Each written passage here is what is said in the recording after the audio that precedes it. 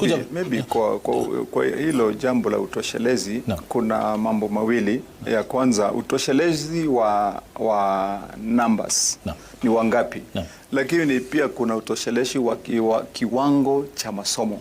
Na kaunti ya Kiambu tumeingia kwa mkataba na chuo kikuu cha Mount Kenya University kuendeleza masomo ya walimu wote wa ECD ndani ya kaunti ya Kiambu. Hamna mwalimu ambaye atakuwa anafunza ECD ya Kiambu kama hajatimiza masomo ya kiwango ya diploma na wengine degree.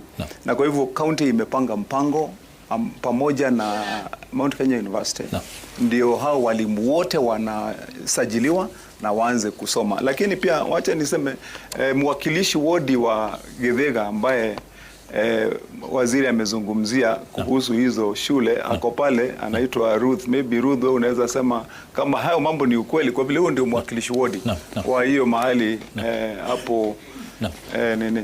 Microphone iko on. Okay, asante sana Nimrod. Mimi ningetaka kuhakikisha kwamba hizo, tafadhali kama unaweza kusimama, maana afike hapo nyuma hatuwezi kukuona nafikiri. Asante, mimi ningetaka kuhakikisha kwamba hizo shule za chekechea zimejengwa. Watoto wa wadi in my ward used to travel for more than 7 kilometers to access an early childhood center. In fact, when we did that early childhood center, we have 92 students who are not there. So I can confirm, and I would want to encourage what the department is doing through the help of our governor. Unafanya kazi mzuri, na nihakikisha kwamba katika wodi ya Githega tuko na shule 17 mpya zenye. Lakini unataka zingine, utatuambia baadaye. Nataka zingine mpaka zitoshe. Kama ni kuomba utaomba leo.